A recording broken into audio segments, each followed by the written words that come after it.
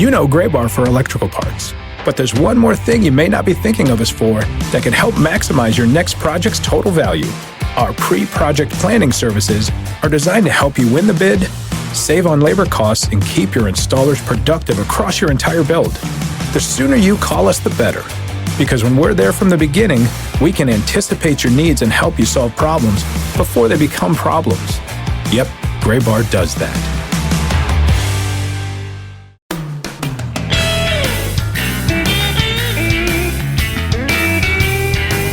Nearing the Major League All-Star break, we welcome you into the 117th episode of the Show Before the Show podcast from MILB.com. I'm Tyler Mon. He's Sam Dykstra. What's going on, Sam?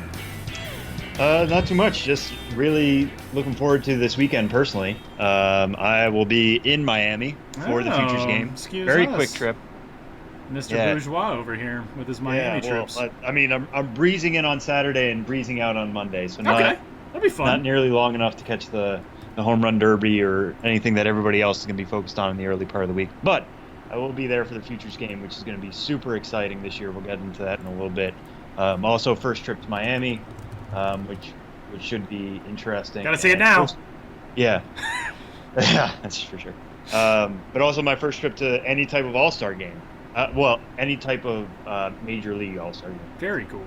I was at the New York Penn League All-Star game, and I've been at, obviously, other All-Star games. But just to take in the festivities of that, I'm really looking forward to that. It's going to be a lot of fun, and we are going to dive into the Futures game here coming up shortly. But before we get to that, thanks for tuning into the Show Before the Show podcast. We are now on the Google Play app, as well as iTunes and Stitcher and a whole bunch of other places where you can find your podcasts, as well as at MILB.com/podcast. You can catch up on past episodes there. You can hear us talk to, dudes making a big impact at the Major League level, like, say, Cody Bellinger, who is a freak of nature, but joined the podcast last fall from the Arizona Fall League. Guys who are making big headlines this year in Major League Baseball.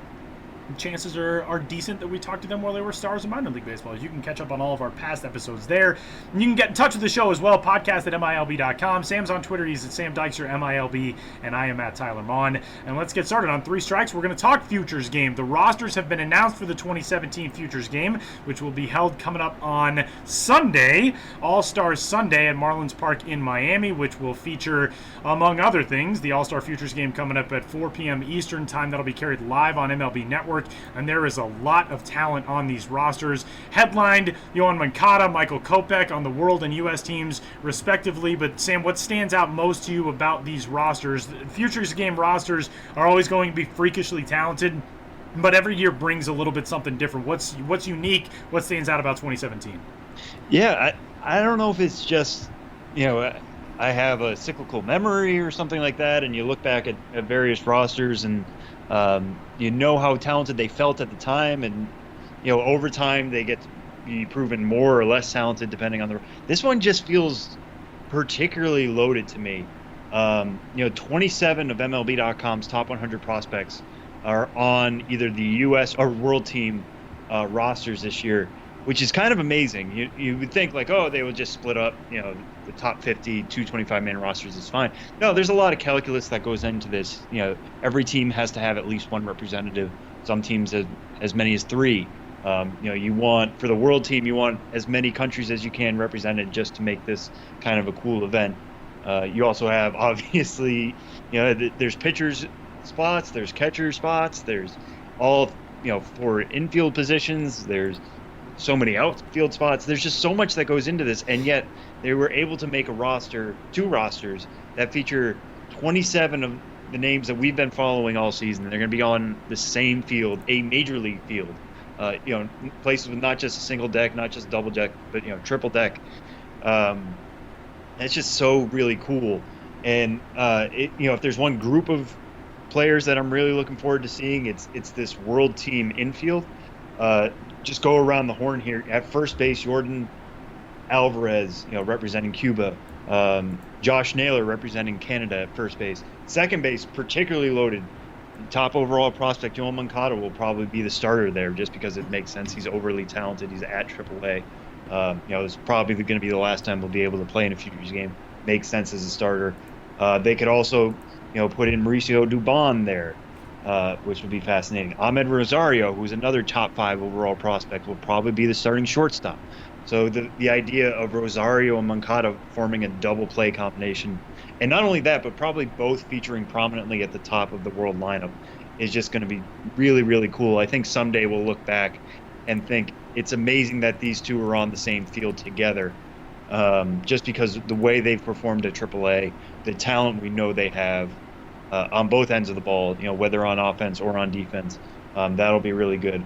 And then third base is also really, really loaded because not only will it have Rafael Devers, a lot of people think he should already be in Boston, but he's still in Portland. So, his power is something that could particularly play really well in this game.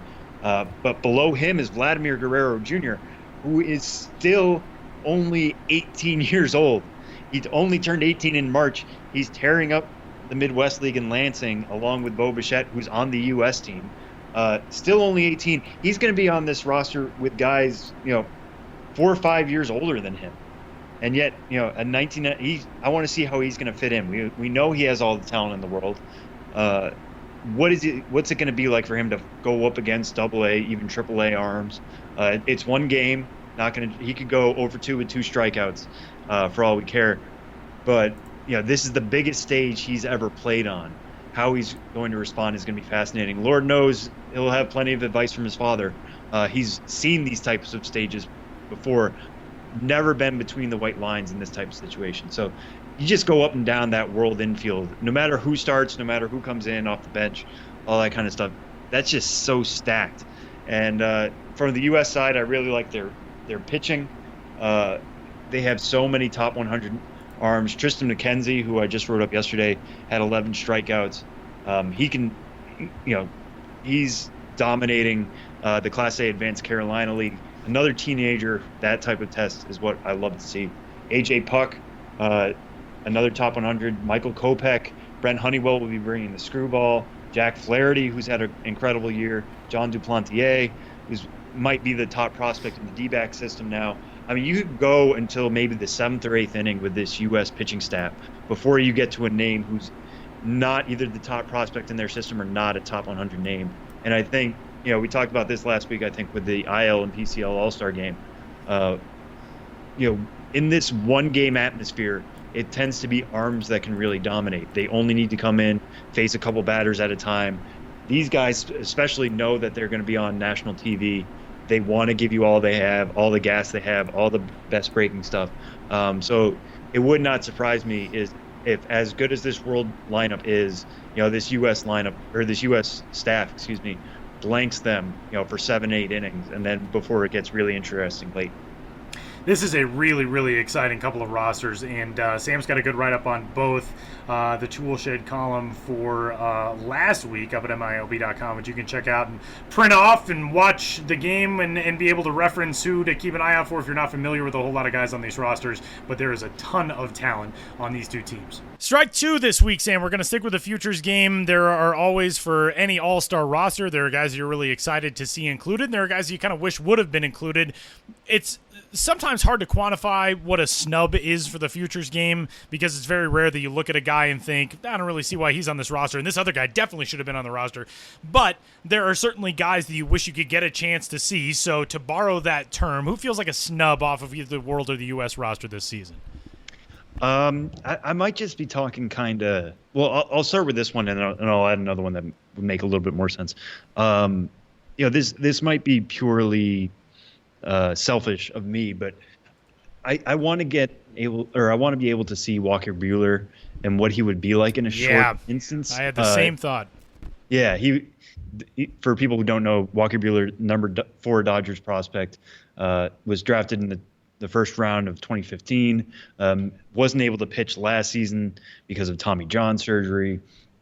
So he's starting to really come back this year. They've kind of held him back in terms of innings. He wasn't throwing or wasn't getting very deep into games when he started the year at Class A Advanced Rancho Cucamonga. Now he's at AA Tulsa. The reins are coming off slowly but surely. Pitched well at both stops. He's got a 2.35 ERA, 78 strikeouts, only 15 walks, and 57 1/3 innings. I'm sure part of the idea of him not going is that they don't want to waste bullets. I mean, like I said, they've been holding him back all year, really stringent on his plan. They don't want to send him to this event, have him pitch for just one inning, try to throw as hard as he can, and then something pops, and then they're back at square one. That being said, Buehler has been brought up since the beginning of the year, since we knew he could pitch fully healthy for even half a season, about could he be a bullpen option for the Dodgers as late as the second half of the year. We know the Dodgers are going to compete. That's currently what they're doing in the NL West. What would happen with him? Based on everything we've seen and heard and people we've talked to, he's got 3 above average pitches. He's got really solid control. This is a stage to put that to the test, I think, under normal circumstances. Again, the Tommy John surgery isn't a normal circumstance. So it feels like, he's got the talent to be in this game. Nobody doubts that. And I would have loved to have seen him there, again, selfishly speaking. But, I can understand why he's not there. I think the Dodgers have a couple other representatives. They have Yadier Alvarez on the world team. And they've got another really exciting young arm. Yeah, and the other guy we'll be talking to today, Alex Verdugo, also on the world team representing Mexico. So, they've got 2 representatives, 2 top 100 guys. You can't be too picky with the Dodgers in that sense. I would have still loved to see Walker Buehler. If we're going more realistic, maybe Carson Kelly, I think, is the other guy I would have liked to see. Again, U.S. catchers have 2 top 100 representatives in Zach Collins and Chance Sisco. Sisco's at AAA. Norfolk this year starting to bang down the door to Baltimore. Zach Collins, first-round pick last year for the White Sox. Part of their rebuild, obviously. He's at Class A Advanced Winston-Salem. Both good picks. I think Kelly would just make it that more exciting. He entered the year as the top catching prospect in baseball, and certainly has not done much to hurt that status.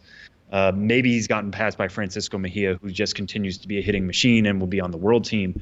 But I think Kelly just makes that group a little bit more exciting. I don't know if Collins is necessarily going to stick to catcher long term, although he's shown a pretty good arm behind there this year. Hasn't hit much. He's more of an OBP machine. Kelly's a little bit more rounded. I would love to see him work with a staff like this. So if I'm looking at snubs, again, there's just so much calculus that goes into this, and so many moving parts, and which organizations get which players, and who fits in what places. But taking what was already an exciting game would have been just a little bit more exciting with both Kelly or Buehler there, I think. Yeah, I think those are both really good selections. My 2, one I think we aren't going to see there because he was in this game last year. One we're not going to see there because he's young, and I think he'll be in this game next year. Dom Smith from the New York Mets organization. Dominic Smith has had a terrific season with the AAA Las Vegas 51s. He's slashing .321, .376, .479 with 10 homers through 84 games. But he played in this game last year, and it's a tremendous honor. But Major League Baseball does a really good job of rotating guys through to get some younger guys in, to get that exposure on the national stage, the international stage. So it's not a snub necessarily. Dominic Smith already had this experience. He's really getting it going with AAA Las Vegas, so that would have been cool to see. He's got a 19-game hitting streak right now. We're recording this on Wednesday. He hit 2 home runs just a couple of days ago, so the hit streak actually, I believe, has been extended to 20. But he is – no, I take that back. Hit streak came to an end yesterday. Neither here nor there. Dom Smith has had a fantastic season. But again, last year was a participant in this game. Mentioned a few minutes ago some of the young guys, especially on that world roster. One of the guys who I think would have been really fun to see on the U.S. roster, and it would have been a stretch this year. It's his first full pro season, but Mickey Moniak has had a terrific season through 75 games so far this year with Lakewood, batting .270. He's 19 years old. He's got a .708 OPS, a guy who's still kind of figuring out the rigors of pro ball, but that a 1-1 pick from 2016 being on a Futures Game roster in 2017 would have been something really cool to see, just kind of as not a pipe dream necessarily, but maybe a bit of a long shot. But again, a very highly touted prospect, the future of an organization. Those are the types of guys we love seeing, and we love seeing them play against talent of their ilk in an opportunity like the Futures Game. I have no doubt we're going to see Mickey Moniak there in 2018 or in 2019. But again, that's kind of the cool thing about this game, is it gives you a chance to pick out some of the brightest stars in the minor leagues and say, yeah, I would have loved to see what that guy could have done against this roster. Yeah, for sure. With Moniak, I don't know if he's quite earned his way yet. But to your point, I mean, he certainly has the talent level. That's why he went 1-1 last year I've mentioned in the past, we shouldn't exactly measure him up to that standard. We should measure him more up to Clint Frazier and Austin Meadows, those type of top 10 outfielders. And he has had his bumps and bruises, but how would he react to this type of assignment? That from just a story perspective, never mind talent perspective. Right. And like Tyler said, there will be other chances for him, and that's why he's not here. But to put him in this environment around more talented players than himself, what would he pick up from that? What can he take away from that? And I think that's kind of what we have here with Vladimir Guerrero Jr. And Bo Bichette. So. I mean, Bo Bichette was a pick last year, and here he is. So right. Bo Bichette's kind of filling that role on the U.S. team. Guerrero's picking it up on the other side. What are they going to take away from this trip to Miami and bring back with them to Class A Lansing? What is it going to be like going from facing AAA, AA arms to Midwest League arms again? Is that going to throw them for a loop or what? I don't know. But so much to take out of this one game. Maybe we put a little bit too much into it at times, but still, it's going to be really exciting to see all these guys on the same stage. Strike three this week, Sam. The international signing deadline has come and gone, and all 30 Major League teams jumping into the pool, some more than others, with international signing money. That's a whole complicated thing we've discussed at times throughout the start of 2017. It seems like this topic has come up a bunch. But what we're going to do today is we're going to highlight some of the stars that signed off of the international free agent market on the July 2nd deadline of this year. Who is the name that stands out most to you among players that signed? There are a lot of organizations that jumped in with multiple top 30 prospects on the MLB pipeline rankings. They ranked the top 30 best available players on the international market. But what stands out to you about this year's signing period? Yeah, so we should kind of get into just what's so different about this July 2nd signing period than in other years. As we talked about in the offseason, this is a new CBA. There's a couple things that affect little things here and there, but this is where it's really felt, I think. There was talk about an international draft, what would happen with that, and that didn't get worked out. And what did get worked out is what is essentially a hard cap. Teams can really not go beyond these caps that are assigned to them. For the 2017-2018 international signing period. So it not only starts here, it goes all the way until July 2nd of next year. Most teams have a bonus pool of $4.75 million. If they're a small market club, they might have $5.25 or $5.75 million, but they cannot go above that. And the penalties are still in place. So if teams went above their cap in previous years, they can't sign any player for more than $300,000. So some of the big spenders in recent years, that's the Cubs, the Dodgers, the Giants, the Royals, all teams that are in the second year of the penalty. I'm getting this from Baseball America's Ben Badler, who, if you're not following him and not following MLB.com's Jesse Sanchez, these are two people that are all over this type of year. I think this is kind of their futures game or their Super Bowl, as it were, right? To use a different sport analogy. But the A's, the Astros, the Braves, the Cardinals, the Nationals, the Padres, and the Reds also are under that $300,000 penalty. So those are teams you're not going to see active in this market. Obviously, teams like the Braves and the Padres and the Reds would love to swoop in and get some of these guys, but they just don't have the money to do so. And because of this hard cap, you're going to see numbers kind of coming down as well. So you're not going to see a Yoan Moncada again, signing for $31 million, just because that can't happen. Teams only have around $5 million to sign players. So the one that kind of stands out to me this year is the number one international prospect, pretty much anywhere you read, whether it was Jesse Sanchez or Baseball America with Ben Badler, was Wander Franco. He signed with the Rays for $3.825 million. What makes Franco such an interesting prospect? He is a shortstop for now. Could eventually move to second, but he is a shortstop. So the Rays obviously want him to hold on to that position as long as they can. A pretty good hitter, definitely a good runner. Because he's a good runner, can cover plenty of ground. Standing 5'10", 160, could probably grow into that a little bit. He is a switch hitter, pretty good from both sides of the plate.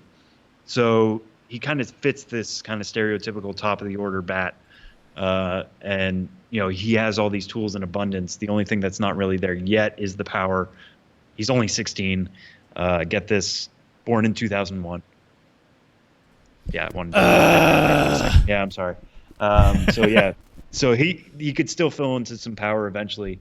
But he goes to the Rays. Obviously, the Rays, their top prospect right now is Willy Adames. You don't think about that yet. Maybe they would love to see the day that Willy Adames is playing short and Wander Franco is playing second, or vice versa down the road. But with a 16-year-old versus a player at AAA, you're not worried about that. They're not going to bump into each other for a long time. And this is a Rays system that I think was kind of pitcher heavy right now. I mean, Jake Bauers is a top 100 prospect. Casey Gillespie is also in that discussion. Their first rounder from last year, Josh Lowe, is having a little bit of a difficult year at Class A Bowling Green. So now they add just what might be, he's right there with Adames as being the toolsiest player in that system. They didn't have the penalties. They were able to go out and get him because they are kind of a smaller market. They can splash a little bit more internationally because their bonus pool is $5.25 million instead of the $4.75 million. So this is just a Rays system that we always thought was pretty good, but just adds somebody who is very interesting. Obviously, at the top of the class, anywhere you look. The fact that he's going to the Rays makes that system a little bit better, and he'll be somebody we'll have to watch as he comes stateside. Maybe next year, if not in 2 years.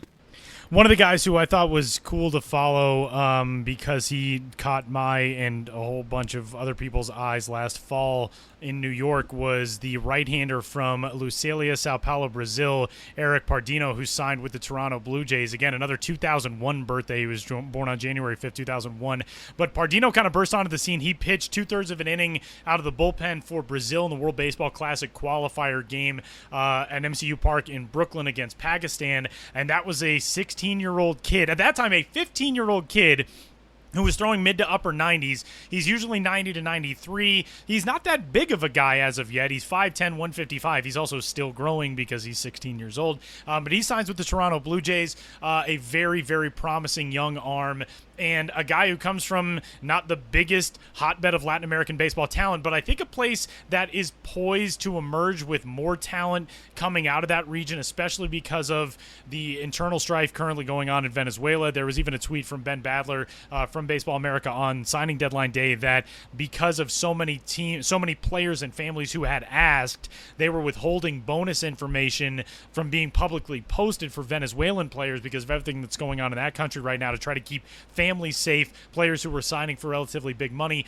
Brazil is an emerging power in Latin America in baseball, but it's still a long ways off, obviously, from matching the Dominican Republic or Venezuela or other legendary Latin American national programs and academy level programs that have been built over the last several decades. But I think it's cool when you have a star that can be identified as the guy who can carry the flag for a nation's growing baseball community. And Eric Pardinho may be that guy out of Sao Paulo, Brazil. So keep an eye on him. He's 16 years old. Again, he's probably a little ways away from debuting stateside. We'll see him in the Dominican Summer League and those types of things for maybe the next couple of years. But a really exciting arm and a right-hander who goes to the Blue Jays. That's one of the neat things about the international signing period is you get to come across guys who you have heard about, you've heard little snippets about throughout something in their youth careers. You've seen a scout, a statement on a guy or something that's been tweeted out from somebody, a video, a grainy footage from a showcase game somewhere in the Dominican a couple of years ago where a dude hits a 450-foot homer and you realize he's 16.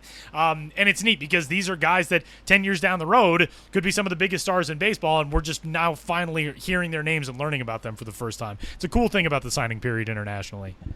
Yeah, and there are also a couple of guys from the Bahamas as well that got picked up. Christian Robinson goes to the D-backs. Trent, I'm going to get this name wrong. I want to say it's Duveau. He goes to the Angels. And I don't think we think about the Bahamas in that same way either. Right. So seeing some of these other countries that we typically just think of the international signing period as being Cuba, Dominican Republic, Venezuela. But you're right, Tyler, to see some of these other places, Brazil, Colombia, Panama, Curacao, Aruba, right. Those types of places.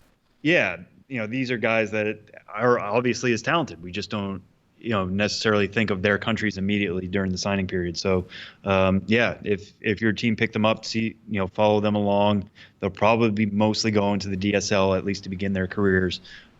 What they do there and how they handle themselves once they come stateside is always fascinating to follow. And again, remember, no more Venezuelan Summer League. So basically everybody signed at 16, 17 years old gets kind of that initial run through at the DSL, the Dominican Summer League, before passing on to the Gulf Coast League, the Arizona League, and some of the rookie-level leagues stateside. So some exciting talent coming off of the international market here in 2017. That'll do it for Three Strikes in this week's edition of the Show Before the Show podcast. Coming up, we're going to head to AAA Oklahoma City, where we will find Alex Verdugo of the Los Angeles Dodgers organization, who will represent Mexico in the Major League All-Star Futures game coming up on Sunday. Alex Verdugo from the Pacific Coast League joins the Show Before the Show next.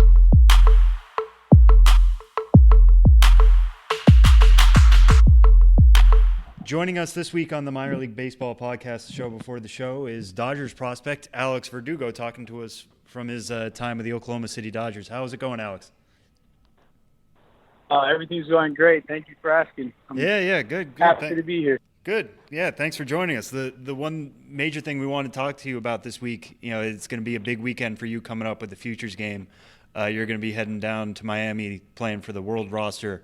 How did you find out that you were going down to Miami, and what are you looking forward to about that whole process?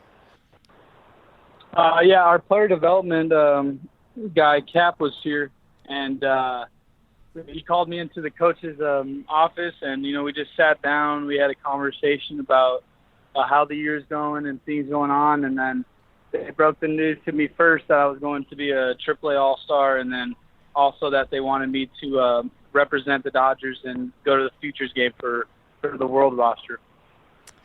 And what was your initial reaction when you found out you were doing both? Obviously I was thrilled. It's a huge honor, to my roommate Willie Calhoun. He went to the Futures game last year, and he told me how fun it was, and just to be against, like, playing with those guys and around them, and it's a real exciting time, and obviously to tell my family and my dad and my mom are extremely proud of me, and it's just it's an awesome feeling. Mm-hmm.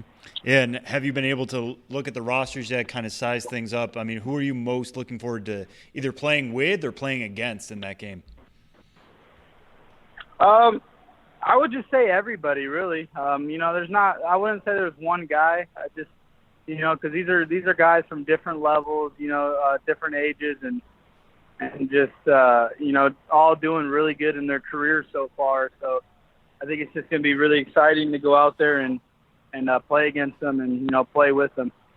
Yeah, and you mentioned, you were added to the PCL All-Star team as well. That game is in Tacoma, so that means potentially flying to Miami and then flying to Tacoma to participate in both. Are you going to be able to do both? Yeah, I'm doing both. So I'm flying from New Orleans to Miami and then Miami to Tacoma. All right. Well, hopefully you got a frequent flyers program or something like that. But you mentioned you're on the World roster. You're technically representing Mexico, I guess. Reading stories about you, it sounds like your dad is Mexican. What does it mean to be on that World roster representing a country of Mexico? You have direct lineage to that. You grew up in Tucson, Arizona, but to be representing Mexico on this kind of stage.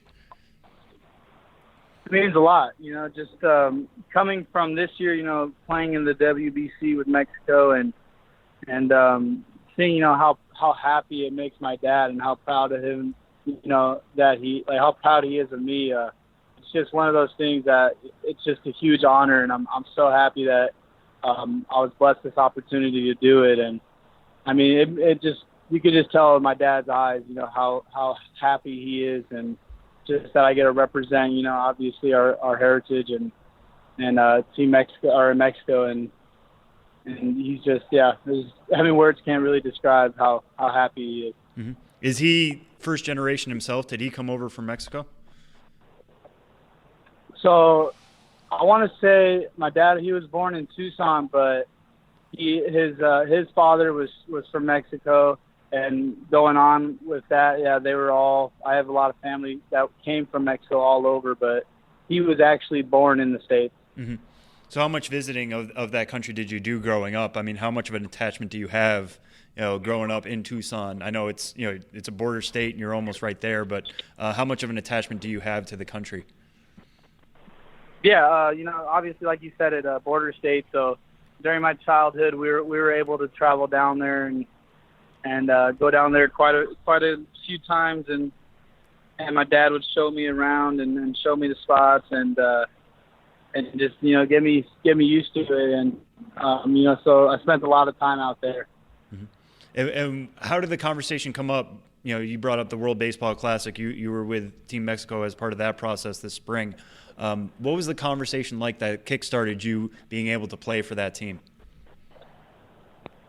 I want to say I was in fall league, and one of our coaches, told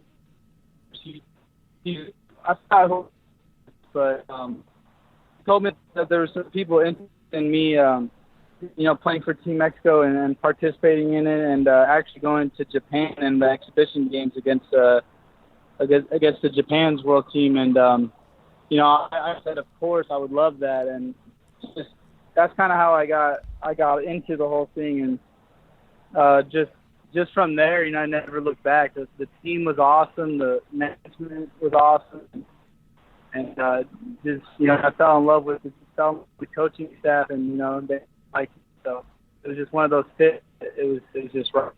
Mm-hmm. Yeah, and what was it like starting out your season in that way? I know obviously you were in spring training for a little bit before going, but to start out your season in a big international competition like that, where games are actually they matter in a way that Cactus League games just don't. What did that do to set up you for the coming year? I think it just got me ready for the year. Just obviously going into there, I had limited at bats, limited playing time, and when I get there, and it's all mindset, and once you just lock it in, you're set. And I came from that, and if I can lock it in, it doesn't matter the at bats or how I'm feeling. It's just go you can. And yeah, and just kind of take me through this year then. That sets you up for this.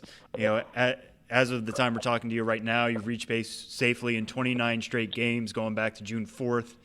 You had a pretty long hit streak in between there. I think that reached 20 games. How hot at the plate do you feel right now, and how much of a different hitter are you than when you were competing in spring training and in the WBC? I think I'm a lot different. Aspect of my mentality, my approach at the plate. I'm not trying to get too big. I'm not trying to do too much. I'm just trying to stay within my, hit the ball hard and just make contact. And from that, it turns into doubles. It turns into RBIs, and I like to see pitches. I like to let the count go a little deep, and that's been helping me get a couple more walks and getting on base. And ever since I the leadoff spot, it's my biggest pet peeve is just try to get on base, just do anything I can so the guys behind me will have an opportunity to drive in runs and get us on the board. Yeah, I'm glad you brought up moving to the leadoff spot. You moved to the leadoff spot I think early June. Since then you're batting .443 with a .505 on base percentage. Was it a tacit decision in your mind that you were going to kind of change your approach based on that hitting position, because you've hit literally everywhere else? You've hit second, third, fourth, fifth, sixth, seventh, all the way down to ninth this season for OKC. What was it like when you moved to that spot, and how has that kind of fueled your success ever since? Being in the leadoff spot has really just it's helped me as taking some pressure off. Just really worried about getting on base, no matter how it is. Whether it's hit by pitch, a walk, or single, double. Just trying to start off the game the right way, and obviously later on in the game, you leadoff spot, you get so many at bats a game, so you're going to get around 4 to 5 at bats a game, and once I got to a point where I would always be like, man, I don't like to lead off because I don't want to lead off, but you only lead off really one time a game, and that's to start it, and then after that, you get up with runners on, or you get opportunities to drive in runs, and once I accepted the fact that that's where I want to be, and I actually do enjoy the leadoff spot, I feel like I've just taken off from there. Yeah, how long did it take for you to get that comfort level, and what was that conversation like? Was that something that came from your manager Bill Hasselman, or is that something that came from the top down, whether it be Gabe Kapler or whatever, that they wanted to see you in that leadoff spot? I think it came from Haas. I think it was just one of those things, we just wanted to mix it up. Our offense was we were just struggling a little bit. We weren't getting a lot of runs, and Willie was freaking hitting the crap out of the ball and doing what he does best. So, right. So driving in runs and I just wanted to be on base so he could do that. And so Haas was just like, yeah, go ahead. And I had previous experience with it in low A, batting leadoff with actually our third base coach, Matos. And Matos was like, yeah, he's actually a really good leadoff hitter. And so my first day back, I think I ended up going like 3 for 5 with a homer from like my first day of leadoff. And I think that helped my mentality as well. I was like, I actually do like batting leadoff. Yeah, that'll do it for sure. Well, kind of switching to the other side of the field, you're known as certainly a capable defender almost at any spot you play on the grass in the outfield. You got a plus arm. You're a guy who used to pitch in high school. But at the beginning of the year, it seemed like they were playing you around a lot more, mixing in even some left field. It seemed like the first month you were almost playing exclusively right. Now they moved you back to center. What do you feel most comfortable in when you're playing the outfield, and why do you think you're able to handle center as well as you have, or feel as comfortable in that such a demanding position?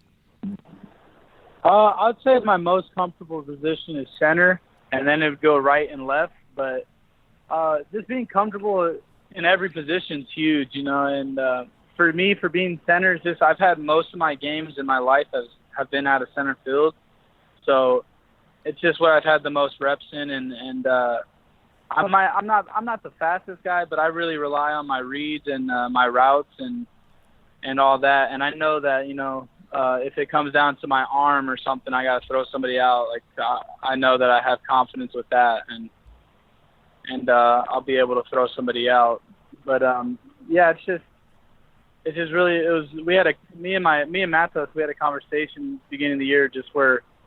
I wasn't playing outfield the way I really have normally played it, and I was a little sluggish, as in like my reads were a little off. I was just a little bit just doing things that I normally wouldn't do. And ever since we had that conversation, I think something just sparked where I finally was like, you know what, he's right. I got to get back on top of it. And so now I take pride in it, and I want to play every position and be the best at it.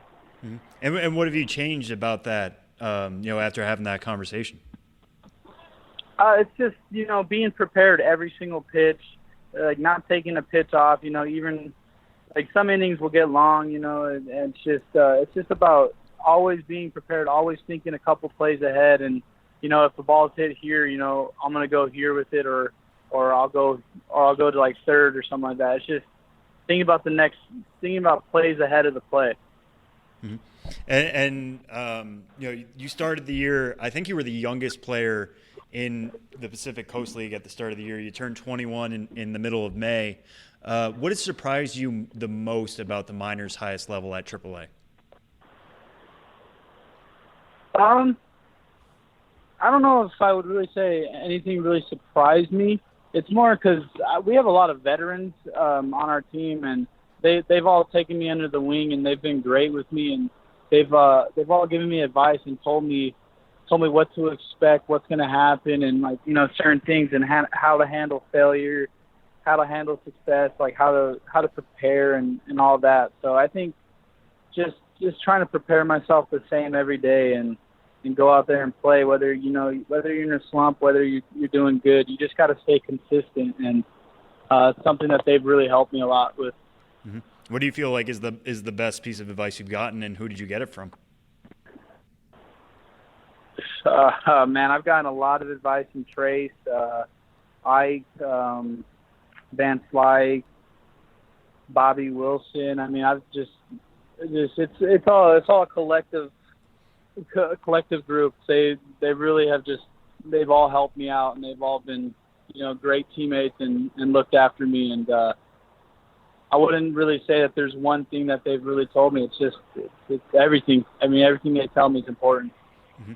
And we might as well bring this up before we let you go. The way the Dodgers are working this year, they're competing in the NL West again, going after another division title. They've shown, in the past that they're not afraid to go to young talent if they feel like that can really fill a hole. Obviously, your former teammate Cody Bellinger has done a really good job of that with LA this year. When you're hitting as well as you are, and when you're performing as well as you are in the field, how much do you feel like every time you're going out there, you're kind of auditioning for a major league job? I think everybody thinks that, but we try our best not to. We try to worry about what we're doing down here and just playing hard, playing the right way, and whatever happens. Obviously, it's a goal to be in the big leagues and to get the call and. I just want to be ready when that time happens. I just want to be able to contribute and help out any way I can. Whether it's pinch running, pinch hitting, or defensive replacement, whatever it is, you just got to be ready for it. And obviously, seeing Cody go up there, it's pretty special to see what he's done and to see how he sparked that team. Mm-hmm. And if you were to get the call, next week, let's say after the Futures game or something like that, what do you think you could provide a major league team with on day one? I'd say the biggest thing is just energy. I like to keep things loose. I like to have fun and mess around, and so I'd bring energy and obviously whatever that team needed. I don't want to say I would do things, just want to keep playing the way I play, and you just hope that's enough. All right. Well, thanks so much, Alex, for joining us this week on the MILB podcast, and good luck this weekend in Miami and going forward next week into Tacoma at the AAA All-Star Game. Have fun out there.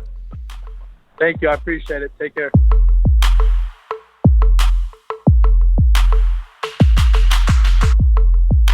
Back in New York City is one Benjamin Hill who made it safe and sound home. I assume safe and sound. Are you safe and sound, Ben?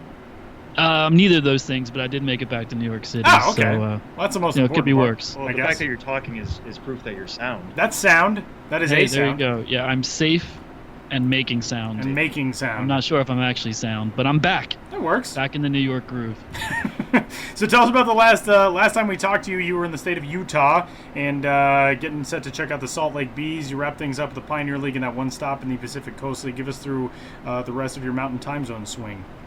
Yeah, when I talked to you last week, I'd seen 6 of the 8 teams on the itinerary. And, I did see the Salt Lake Bees, the one AAA team, the one non-Pioneer League team on this trip. Saw the Salt Lake Bees and never been there before. It has the mountain view, just like in Orem, just like in Ogden. The Wasatch Mountains? Wasatch? You're the one. I think it's Wasatch. I'm the one who went there Yeah. and had people tell me every night, Wasatch Mountains. Wasatch. I should learn how to pronounce it for sure. But it's the same mountain range that's in Ogden, in Orem, in Salt Lake.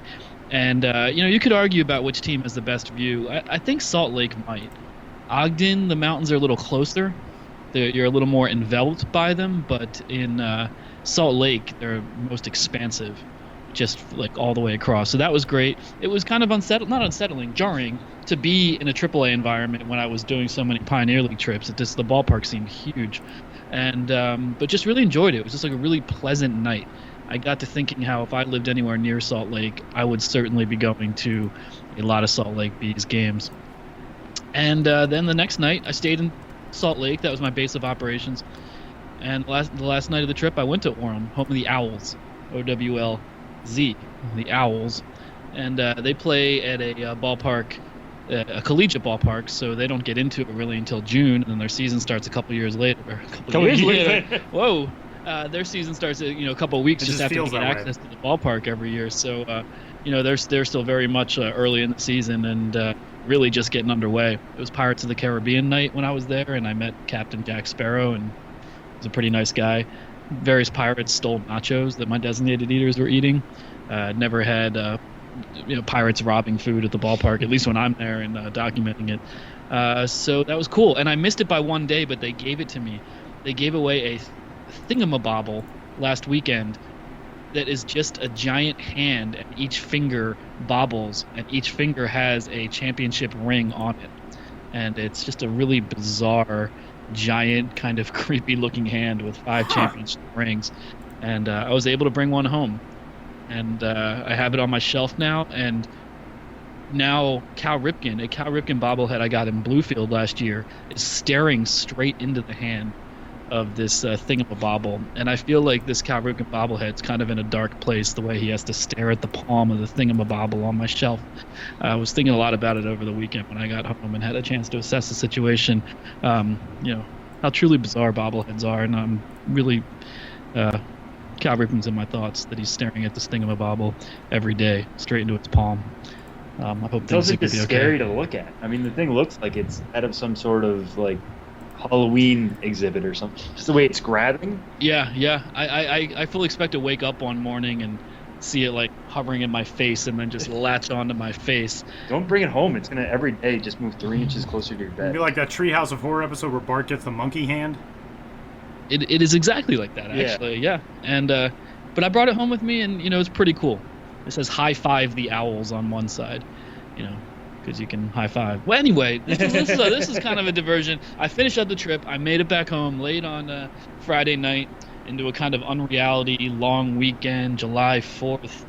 Today is really the first day that things feel kind of normal, and I'm just kind of all out of sorts. So let's get going. Let's get going. Come on. You mentioned about Salt Lake just feeling bigger. I mean, I'm sure obviously there's a lot more seats there, a lot more fans, but what is the difference between the atmosphere when you're going from Salt Lake to Orem, back-to-back nights? Well, yeah, I mean, just the size is the main thing. I got to Salt Lake, and I got to go to the press box. I go to an elevator. First of all, very few Pioneer League stadiums have elevators. But I take an elevator to the 4th level. I'm like, 4 levels? Like, this is ridiculous. So you've been in the Pioneer League. And I was there on a weeknight and not a big crowd, so it is harder to harness the energy of the big parks, as you know, especially when one has a 360-degree concourse and a large berm, that even a somewhat decent crowd can just be so spread out that it doesn't necessarily have the same intimacy as a lot of the Pioneer League environments did. But that's the nature of the beast, and it was really cool to be in Salt Lake, and I hope to make it back there sometime. The Bees, good team. So I don't know if I've ever asked you this before, but which do you kind of prefer? Do you prefer the intimate atmosphere where everybody's close together, or the kind of spectacle of a bigger stadium? I mean, I think, I've kind of said this in various ways through the years, that I prefer smaller ballparks and lower levels of play from my perspective as a writer, just because in general, there's just more intimacy and access and a kind of easier ability to sort of assess the surroundings and kind of see what I might want to focus on from a writing perspective in terms of the way I'm documenting it on the blog or on the, for MILB.com features. But each one has its pluses and minuses, and I like literally going everywhere. I know that sounds like a cop-out, and I'm always a diplomat, but it's true. I like all the different environments. But if I had my druthers, I would generally choose to be in older, lower-level ballparks, because that's where I believe, some of the most personality and the most personalities in terms of some of the characters that inhabit such places. There's a good story up on the site about the sort of long goodbye between the city of Helena and its Brewers, which will be moving after the 2018 season. You can check that out from Ben's stop through the Pioneer League. And with that, let's move to promo preview for this week. In Promo Watch, the Potomac Nationals are giving away an item on Saturday that will result in a whole lot of missing components to it, because there's a removable part that I'm sure is very small and will probably be lost by any kid who has it. But it's an interesting bobble, not a bobblehead, it's a bobble appendage. Tell us about this ode to Tommy John surgery, Ben. Yeah, actually, I believe nothing is bobbly. Maybe it's in not this bobbly. particular giveaway. Yeah, there's no bobble. I called it a bobble elbow at one point, but I don't think it bobbles. But what it's it just is like a is statue. yeah, it is. It is a statue. It's an ode to Tommy John surgery that the Potomac Nationals are giving away on Saturday, and the Nationals, the Peanuts as we call them, have been doing creative giveaways for quite some time. I think their take on it is, we're so close to the parent club, and we in fact, have a great relationship with the parent club, but we, to an extent, compete with them. So I think they kind of go out of their way to have giveaways and promos that really set them apart and aren't afraid to get creative with it. And this one is about half of an upper torso with a pitcher, and this is a torso of a pitcher, presumably, and the elbow of said pitcher is hollowed out so you can see the ligaments in the elbow, and within that hollowed out section of the elbow there is a UCL, an ulnar collateral ligament, that can be removed within this giveaway item. So to recap, this is where a picture is handy. You'd look at it and be like, oh, that's what it is. But to recap, the Potomac Nationals on Saturday, ode to Tommy John surgery statue featuring a removable UCL. So one of the coolest, more bizarre bobbleheads you'll ever see. And I talked to the general manager of the team, Brian Holland, on Monday. I talked to him, and he said, look, we've gotten a little pushback from some, thinking like, oh, don't give this away. It jinxes guys. Like, we don't want to be celebrating, guys getting on the DL. And he's saying that's not our intent. Our intent is to celebrate the careers, such as the surgery's namesake, Tommy John, the careers of people who have been able to play well past their initial injury because of what a career-saving and innovative surgery this has been. And I think it does make sense from that perspective. So they said they're going to have a salute to Dr. Frank Jobe, a salute to Tommy John, a salute to James Andrews and other pioneering surgeons in the field, and have some fun with it. And it's also how the Grinch stole halfway to Christmas night, just coincidentally the same day. Only in minor league baseball. Hey, come to the ballpark. We're giving away an ode to Tommy John statue, an ode to Tommy John's surgery statue on how the Grinch stole halfway to Christmas night. But it'll be a memorable night at the ballpark, and the Grinch will be giving away ode to Tommy John's surgery statues when you come in. So if you've ever wanted to have the Grinch give you a bizarre minor league promotional item at the gates, head out to Potomac on Saturday, be one of the first 1,250 people, and truly live the dream. But why is this Potomac doing? I know you mentioned like they've been off the wall. I remember, I think the one promo story I've done in my years was on their ability to do Star Wars themed really well. But as far as I know, they don't have a connection to any of these surgeons or Tommy John himself or anything. So no, not specifically. They were just thinking we're the first. Yeah, I in talking to the team, the GM Brian Holland, he said, like so many off the wall minor league promos, that off-season brainstorming, and you're just throwing any ideas out there, throwing stuff at the wall, see what sticks, and one thing leads to another. He said initially the idea was some sort of bionic man, bionic elbow kind of thing, and it morphed from there into more celebrating the intricacies of the surgery itself, and they just decided to go with it. So it's not specific to Potomac or the Washington Nationals organization, but it is something that affects baseball players throughout the landscape in every organization, and why not celebrate it? We celebrate so many other things. Why not celebrate something that has done more to extend the careers of players than very few other things, at least when it comes to specific medical procedures? There are really, really good promos coming up this week. July 7th, the Binghamton Rumble Ponies will pay homage to Binghamton native Rod Serling, the host of the Twilight Zone. They'll have a Night in the Twilight Zone theme night celebration. If you want to feel really old, the New Orleans Baby Cakes will be holding a tribute to Titanic night. That'll be Titanic the movie, which came out 20 years ago. The Rochester Red Wings this weekend will be honoring former minor leaguer and Rochester Red Wing Ron Shelton, who you may better know as the director of Bull Durham, who played with the Wings back in 1971. And there's a really cool promo on July 8th in Spokane. The Spokane Indians, we've talked about multiple times, have a relationship with the Spokane Indian tribe, and they are kicking off an initiative called Red Band Rally, which references the red band trout native to the Spokane River. And the rally, according to the team, is, quote, a promotional campaign that is designed to connect citizens to the Spokane River, educate about work to clean up the river, and support local organizations devoted to river protection. That campaign will include red band team uniforms, which use the Salish language script, which is the local Spokane Indians written language that the team has partnered with. They've devised a script for the team. That's a really, really cool promo. Yeah, and honestly, I got back to the office on Monday after my trip and was kind of behind the eight ball in many ways, and the two promos I was looking at featuring in the column were the Tommy John statue, as well as this red band rally, and I put feelers out to each team, and really I just happened to hear from Potomac first. I really wanted to actually devote more to Spokane and what they're doing with the red band rally, partnering with local conservation organizations, doing so much promotionally throughout the season with these special red band rally dates, wearing these uniforms with the trout on the hats, and really doing something to celebrate and promote the protection and preservation of something that's really integral to their natural environment. It's a really cool promotion.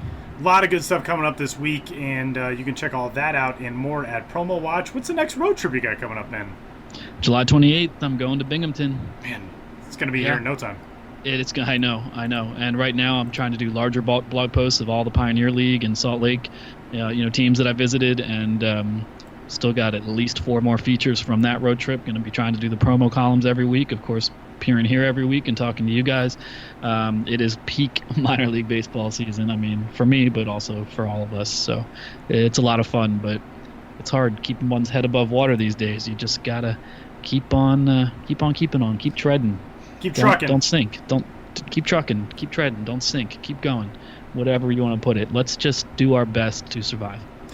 I think it's a good philosophy. Benjamin Hill, you can find all of his stuff, bensbiz.mlblogs.com, and more on the site, milb.com. You can find Ben on Twitter as well. He is at bensbiz there, and we'll do it again next week. Thanks, Ben. Thank you.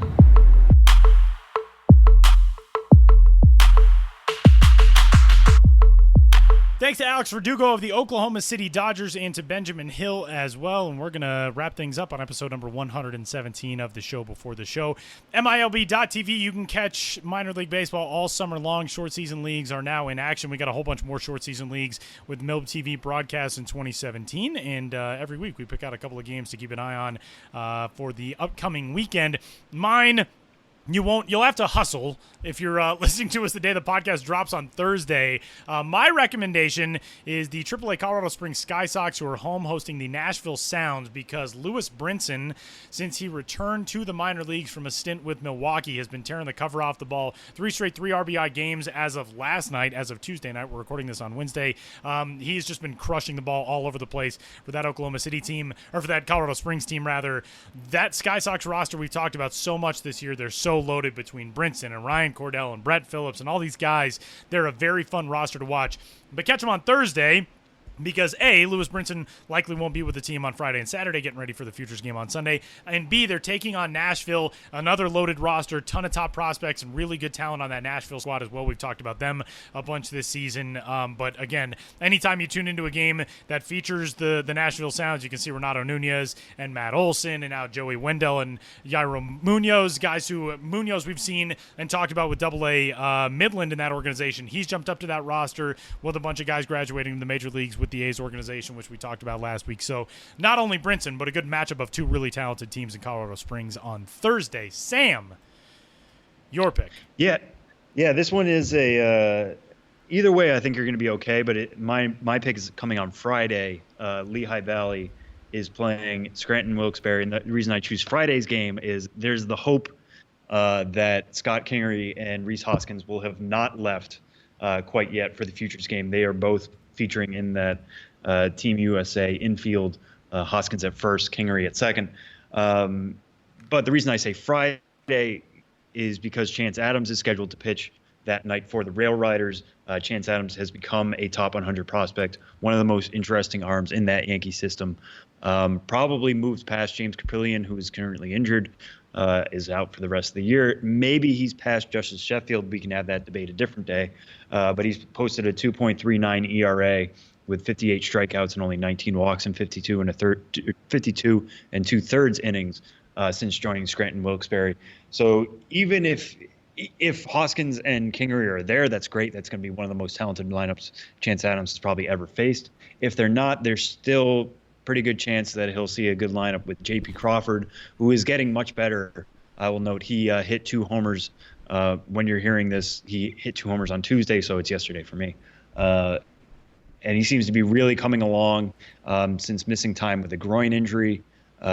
We had a story this week on how he thinks that time off kind of helped him, it made him focus on his goals and focus on what he needed to do to improve offensively. So Chance Adams versus J.P. Crawford would be good enough. Dylan Cousins will probably be in that lineup regardless. So lots to see whether the Futures game affects Friday's game or not. So, MILB.TV, go find your favorite matchups for this coming up weekend. The MLB All-Star Futures game, again, will be on MLB Network, and I believe simulcast on MLB.com. Don't quote me on it, but I believe it'll be on MLB.com as well. And following that, of course, everybody's fired up for the All-Star Legends and Celebrity Softball game, as always. Does everybody else have that thing where they always forget about it? Yeah, until it totally. just shows up? Totally. And I remember when I was a kid, it would show up at 3 in the morning on ESPN2, 2 months after the All-Star game. You'd be like, what is this? Oh, right. Celebrities playing softball after the Futures game. Okay. The editing of it is always hilarious. Where they're like, yeah, this game's happening live, folks, right? You get it? No, you just switched so many camera angles. Totally.